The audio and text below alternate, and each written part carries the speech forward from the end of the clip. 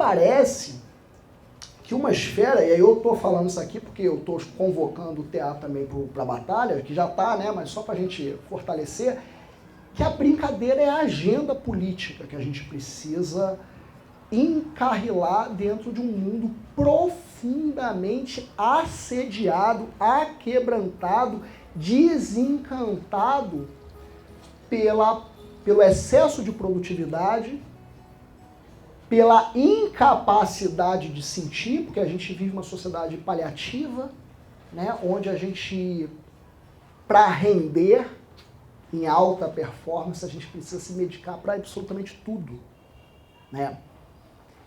Onde a gente vive também, ao mesmo tempo, uma profunda contradição existencial, mas que eu diria que talvez seja uma face realmente da colonização do nosso tempo, que é uma colonização dadatizada, informacional, né?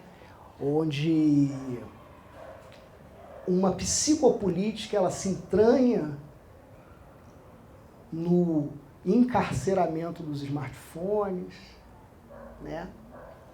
Nessa coisa que a gente chama de uma espécie de algoritmo que pauta uma métrica da nossa existência, onde a gente começa a se perceber como uma não coisa. E aí, em que momento você negaceia? Em que momento você fala como um capoeira, vai você primeiro que eu vou depois? Fulano, o que é isso? Não sei não, mesmo sabendo, eu falo que eu não sei. Né? Uma vez eu conversando com um mestre de capoeira, mestre Lua de Bobó, lá de Arembepe, mestre famoso, discípulo do grande mestre Bobó. Na época eu estava fazendo uma pesquisa importante e tal, e aí eu perguntei para ele, mestre, aí aquelas coisas que a gente acha que está sendo super inteligente fazendo a pesquisa, uma pergunta toda elaborada e tal. E ele me olhou e falou assim, rapaz, essa pergunta ela é muito inteligente. Eu vou lhe responder como meu mestre me responderia. Sabe como é que meu mestre me responderia? Aí eu me envaideci, fiquei todo bobo, né? Falei, viu, eu estou cumprindo meu papel pesquisador. Aí ele falou, meu mestre responderia da seguinte maneira, uma pergunta boa dessas não precisa nem de resposta. Aí ele virou as costas e me deixou falando sozinho. Aí eu fiquei com a raiva do mestre. Porra, espraguejei o mestre, porra, falei mal dele, à torta direita. E aí eu me acalmei, passou um ano, eu encontrei com o mestre de novo, porra, no evento. E aí eu meio passando longe assim, né, e ele falou assim, ei, você não se esconda não que eu lembro de você. Você é aquele rapaz da pergunta inteligente. E aí ele, de forma muito generosa, me falou um negócio. Já encontrou a resposta? Porque é jogo. Não tem resposta para ser dada. Tem pergunta que gera outra pergunta. Tem caminho que vai se abrindo. Tem jogo. O que nós fazemos o tempo todo é jogo. Então, gente, para a gente bater um papo, eu queria que a gente pensasse nessa dimensão das encantarias de chão. Primeiro, lembrar que encantado, a rigor, no Brasil, é uma política de vida. Encantado está vinculado a uma política daqueles que foram capazes de driblar a morte, ampliando a sua condição existencial.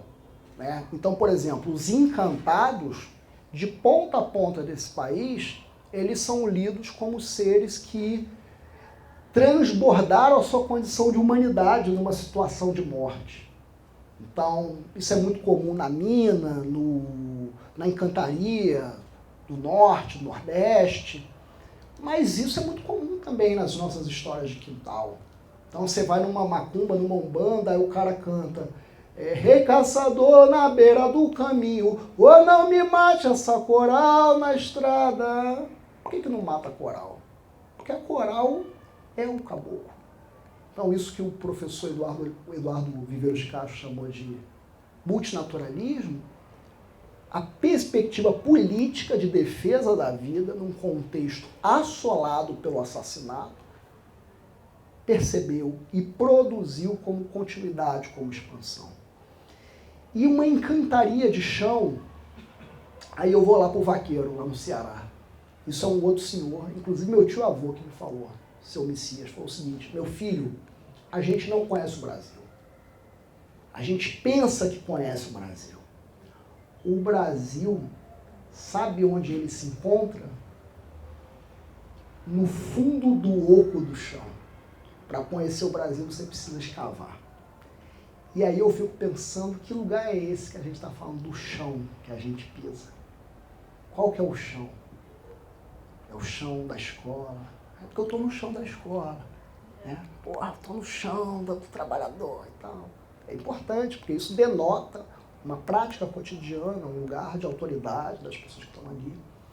Mas quais são essas múltiplas camadas de chão que conversam com a gente e que muitas vezes a gente não acessa? No semestre passado, a minha última aula da minha disciplina, uma graduação de pedagogia, foi com o jardineiro do nosso campus, da FEBEF. E a gente, conversando com o Janderson, que é o responsável pela jardinagem, ele falava o seguinte: olha, vamos cavar o chão. Vocês estão vendo? Aí ele cavou um pouquinho. Vocês estão vendo o que está aqui? Aí todo mundo, bota a mão, não sei o quê. Está quente, está quente. Ele, vocês estão achando quente? Aí cavou mais um bocado. E agora? Agora está frio. Aí parece aquelas coisas de criança, está quente, está frio e tal. Ele falava, não, porque aqui foi tudo aterrado. Eu trabalho com a jardinagem, eu trabalho com a terra, mas eu não posso perder de vista que o povo que habita aqui é tudo povo d'água. Olha que bonito. Porque a gente fala que é baixada, mas não existe baixada. Isso daqui era o recôncavo. Né? Tanto que recôncavo é uma categoria histórica para pensar a região da Baixada Fluminense, recôncavo da Guanabara. Mas isso daqui é tudo veia de rio.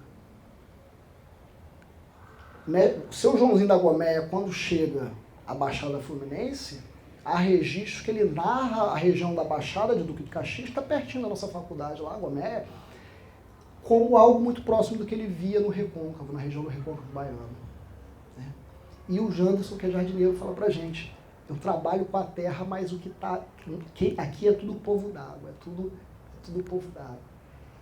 E agora, quando chove, que obviamente é um trauma para a população da Baixada Fluminense, quando chove, é por quê? Porque são populações ribeirinhas, de beira de rio. Mas esses rios estão aquebrantados. Né? Então eu acho que para a gente pensar uma educação profundamente comprometida com uma atitude guerreira diante a face do terror, é fundamental a gente mergulhar numa sensibilidade desses corpos que estão, de uma certa forma, desde baixo, desde cima, sobrevoando, deslizando, e que, de uma certa forma, conversam profundamente sobre possibilidades de invenção, porque eles conhecem muito mais dessa casa do que nós. A gente chegou muito recentemente nela. E é isso, gente. Agradeço profundamente a presença de vocês, a oportunidade de estar conversando. Me coloco à disposição para conversar com vocês sobre qualquer coisa. Fiquem à vontade. E é isso.